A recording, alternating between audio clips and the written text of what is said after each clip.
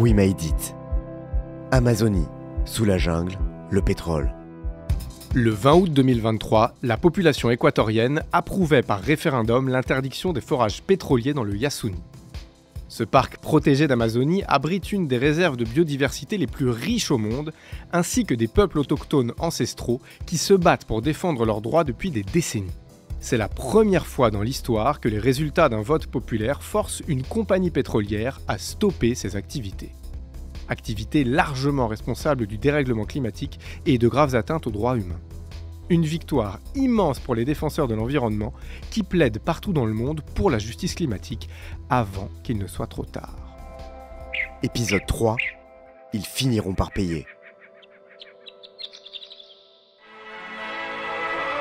Mais le temps est venu d'annoncer le but du voyage, l'Amazonie, au cœur de la forêt vierge équatoriale. Et notre histoire est précisément de vous montrer que ce voyage-ci est désormais sans histoire. Il suffit de gravir la passerelle menant à la cabine d'une caravelle, et c'est tout, ou presque. D'après mes calculs, le trépan ne devrait pas tarder à atteindre le gisement de pétrole.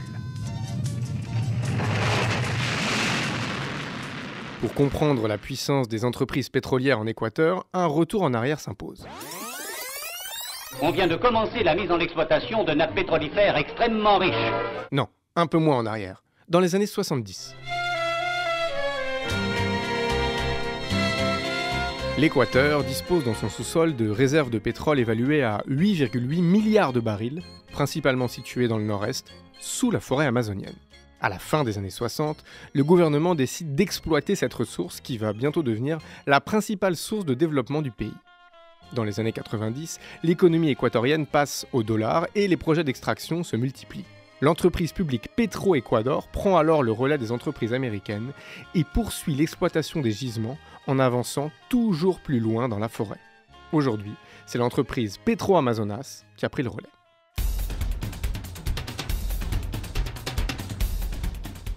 Su eficiencia y constante innovación tecnológica han convertido a Petroamazonas EP en la empresa líder en participación del mercado y los más grandes productores de petróleo ecuatoriano.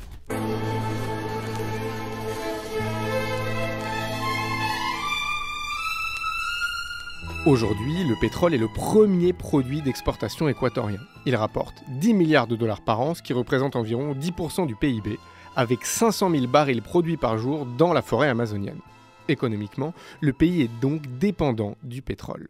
C'est le cas d'une partie de la population, de l'État, mais aussi d'un autre grand acteur du sujet qui nous occupe, les multinationales. Sofia Torres, porte-parole du mouvement Yasunidos. Le Yasuní se trouve dans un parc national qui ne peut pas être exploité, mais il y a une exception dans la Constitution en Équateur qui dit que si l'Assemblée dit que ce territoire-là est d'intérêt national et du coup ça peut s'exploiter, il y a la possibilité de donner la permission pour continuer des activités de pétrole, de mines, etc. En vertu de cette permission, les entreprises extractivistes se sont autorisées tous les débordements. Et pour les peuples autochtones, il a fallu affronter un mastodonte.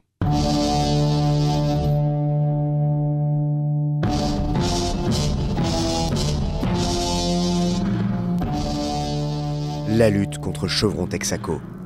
En 1964, Texaco est la première entreprise pétrolière à s'installer en Équateur. En 1965, un accord est signé entre Texaco et Petroecuador. En 1972, Texaco commence à extraire du pétrole dans les provinces d'Orellana et de Sucumbios dans le nord-est.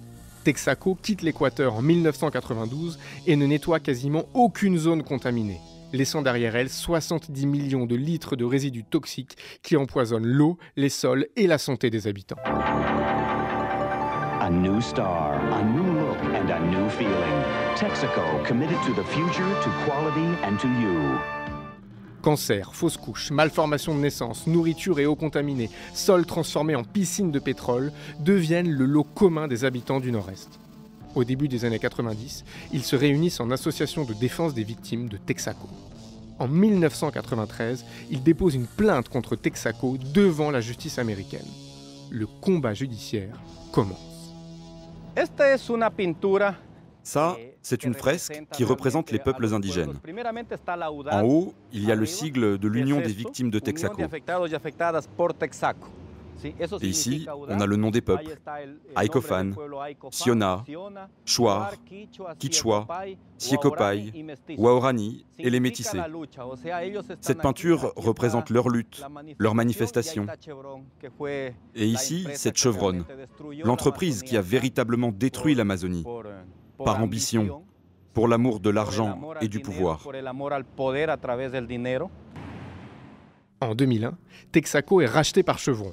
En 2011, après de nombreux rebondissements judiciaires, un tribunal équatorien condamne Chevron à verser 9 milliards de dollars et demi aux victimes.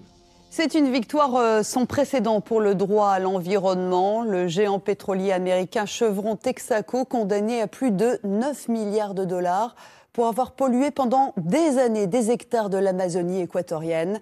La justice a donné raison à 30 000 villageois qui s'étaient regroupés en association. Mais aujourd'hui, Chevron refuse de payer cette somme. L'entreprise a même contre-attaqué en lançant plusieurs procédures pour faire annuler sa condamnation. Pablo Fajardo, avocat équatorien, défenseur des droits humains et des peuples autochtones. Alors d'abord une précision, l'entreprise n'a pas réussi à faire annuler sa condamnation. La condamnation est encore en vigueur et tout à fait exécutable. Le problème que nous avons, c'est qu'aujourd'hui, du fait de la pression des arbitrages internationaux lancés par Chevron contre l'Équateur, les gouvernements se sont ralliés à la cause de Chevron. Donc notre lutte, aujourd'hui, nous la menons à la fois contre Chevron et le gouvernement équatorien pour que soient appliquées les décisions judiciaires qui ont été prises.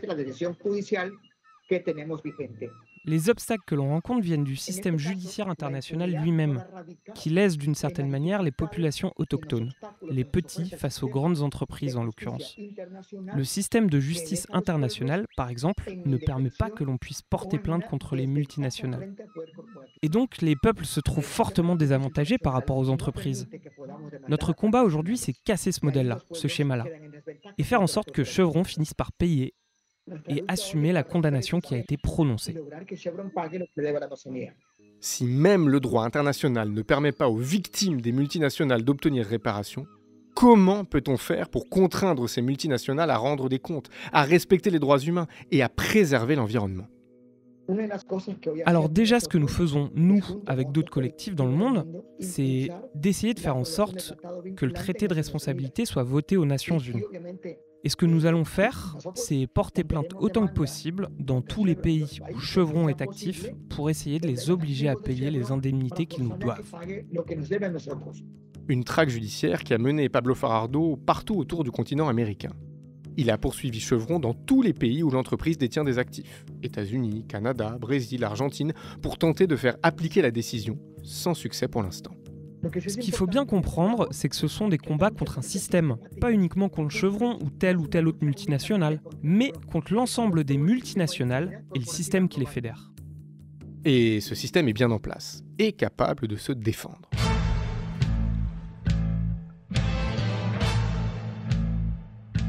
La contre-attaque des multinationales. Mesdames et messieurs, vous me croirez sur parole si je vous dis que je suis pétrolier. Les grandes entreprises qui exploitent les énergies fossiles bénéficient d'abord d'un accès de premier plan aux décisions politiques, par leur action de lobbying, mais aussi par la corruption. Ainsi, le 26 avril 2023, le ministre de l'Énergie et des Mines équatorien a accusé Pablo Fajardo d'être, je cite, un délinquant international. Fernando Santos Alvite, ça fait 42 ans qu'il est proche de l'industrie pétrolière. Il a été avocat de Chevron, de Perenco et de plusieurs multinationales. Alors évidemment, quand il m'attaque, il défend ses propres intérêts au sein de cette entreprise. Ce qu'a fait le gouvernement Lasso depuis son arrivée au pouvoir, il y a presque 2 ans, c'est de favoriser les bénéfices des multinationales à l'étranger, au détriment de son propre peuple. C'est un gouvernement qui a été aussi proche du trafic de drogue et bien entendu de la corruption.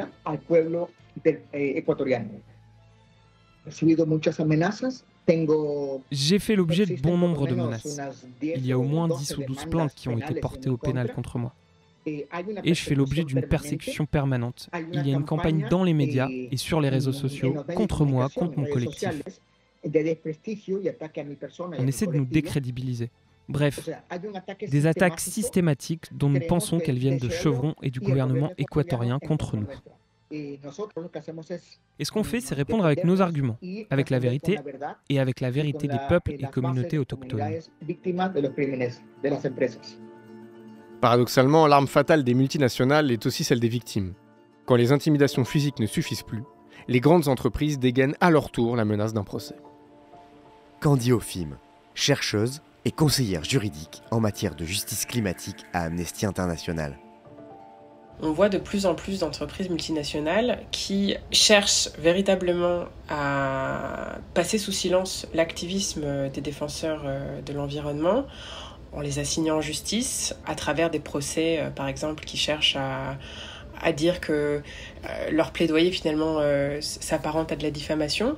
Et ça paraît peut-être être un phénomène plus silencieux que ces assassinats, mais c'est un phénomène qui est tout aussi lourd dans le sens où parfois ces procédures qui peuvent être au pénal, ce sont des procédures qui se soldent avec des années de contentieux, des sanctions qui peuvent être pécuniaires qui sont très élevées. Véritablement, le risque d'être assigné en justice par une entreprise qui a les ressources financières comme Shell, comme Chevron et comme d'autres, je peux vous dire que ça dissuade, parce que véritablement c'est un peu le combat de David et Goliath avec des États qui ne jouent pas leur rôle protecteur et de l'autre côté des entreprises qui font preuve souvent de mauvaise foi mais qui ont aussi des ressources qui sont colossales de façon à véritablement menacer et aussi dissuader quand on a des actions de ce type, que son intégrité physique, sa réputation et puis même sa stabilité financière sont en jeu, et on réfléchit à deux fois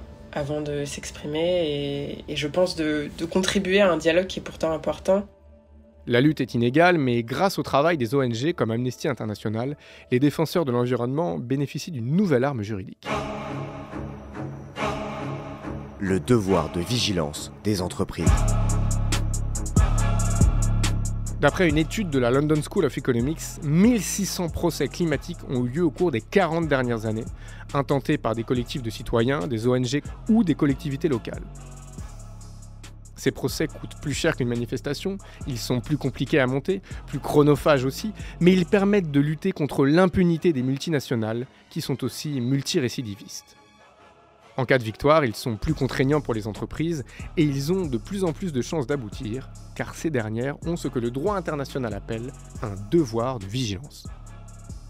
Le devoir de vigilance, c'est une notion qui est inscrite dans les standards du droit international, notamment les principes directeurs des Nations Unies sur la responsabilité des entreprises.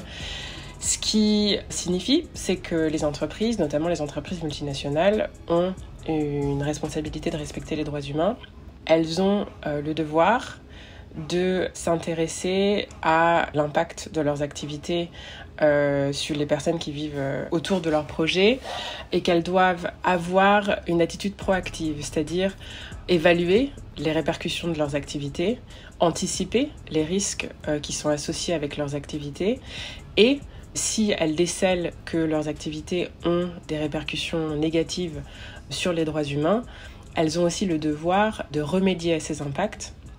Il y a beaucoup de plaidoyer qui s'est fait, par exemple en France, qui a une loi sur le devoir de vigilance qui est peut-être une des plus avancées au niveau des systèmes européens et à l'international et qui permet d'avoir cette force contraignante qu'on n'a pas toujours au sein des instruments du droit international et qui a permis aux juridictions françaises notamment de tenir pour responsables des entreprises non seulement vis-à-vis des activités et de leurs impacts qu'elles conduisent au sein du territoire français, mais aussi vis-à-vis des activités qu'elles mènent au-delà de l'Hexagone, à l'international. Et ce qui est intéressant avec le devoir de vigilance, c'est de dire l'obligation, enfin en tout cas le devoir que les entreprises ont d'évaluer l'impact de leurs activités ne s'arrête pas aux frontières du pays où elles sont domiciliées.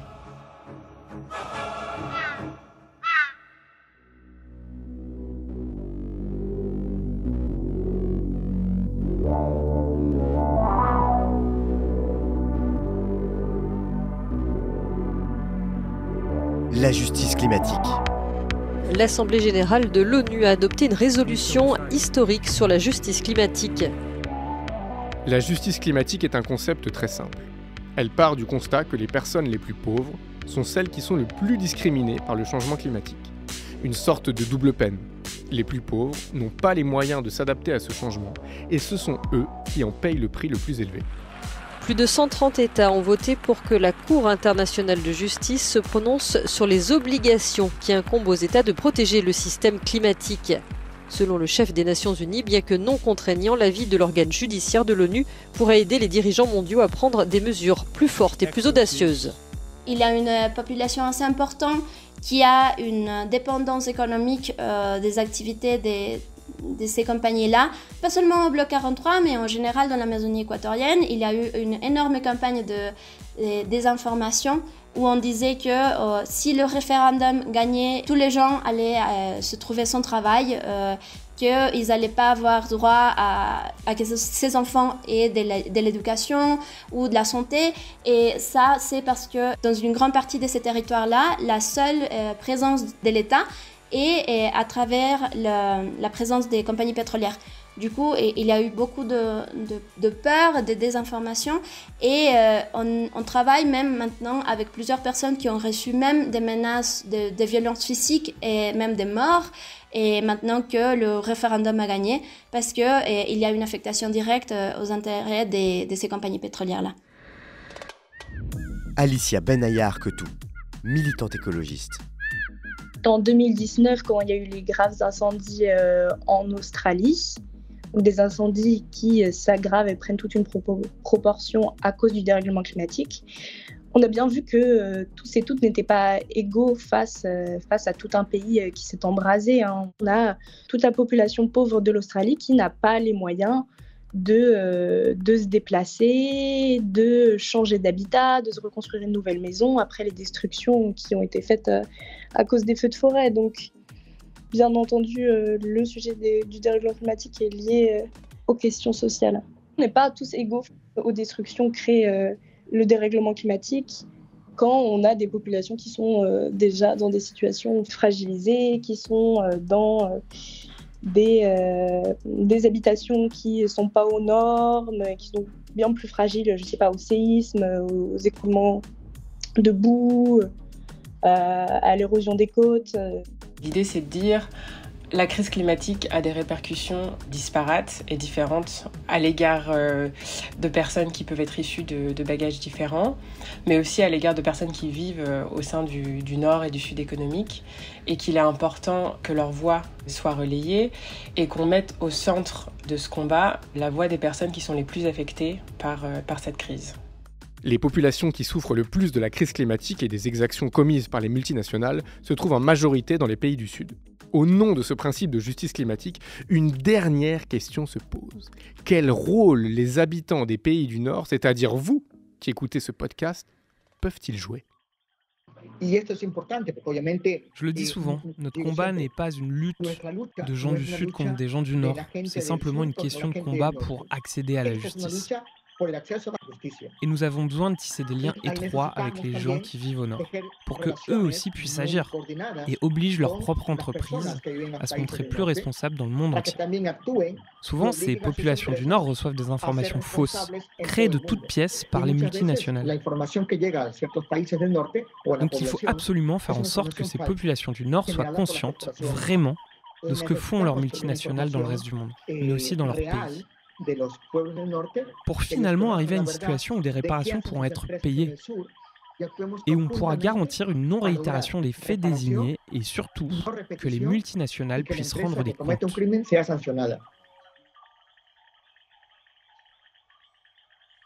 Il y a cette question de comment, face à toutes les conséquences du dérèglement climatique, nos sociétés vont s'adapter.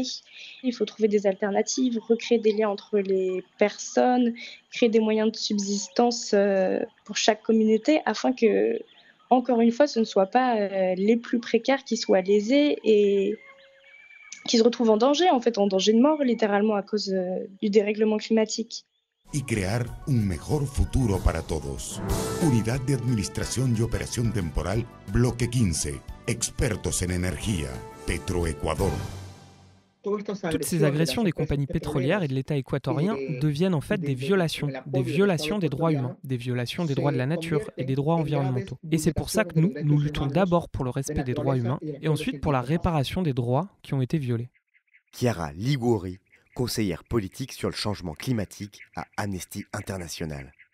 Face à des acteurs si puissants, le mouvement de la justice climatique doit être fort et doit être uni.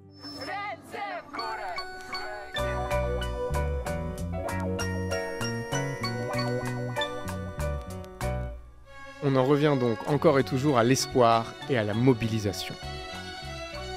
Malgré les procès, malgré les menaces, malgré l'impunité des entreprises pétrolières, les choses changent, le droit change et des gens continuent à se battre dans les communautés autochtones du Yasuni et partout ailleurs sur la planète. Je pense que c'est l'importance de la cause qui fait qu'on n'a pas le droit d'arrêter de lutter, qu'on a une responsabilité envers le vivant et que cette responsabilité-là, quoi qu'il arrive, il faut l'endosser. Et que oui, il y a un énorme mur institutionnel, politique, qui fait que, comme je le disais, on a peu de victoires, mais on continue de lutter, malheureusement, parce qu'on n'a pas le choix. Ça fait 30 ans que nous menons la lutte et nous sommes là. Nous la continuons parce que nous sommes convaincus qu'ils finiront par payer et qu'ils doivent payer. Si on avait le moindre doute sur notre action, on ne ferait pas tout ça. Nous, on est sûr qu'ils doivent payer.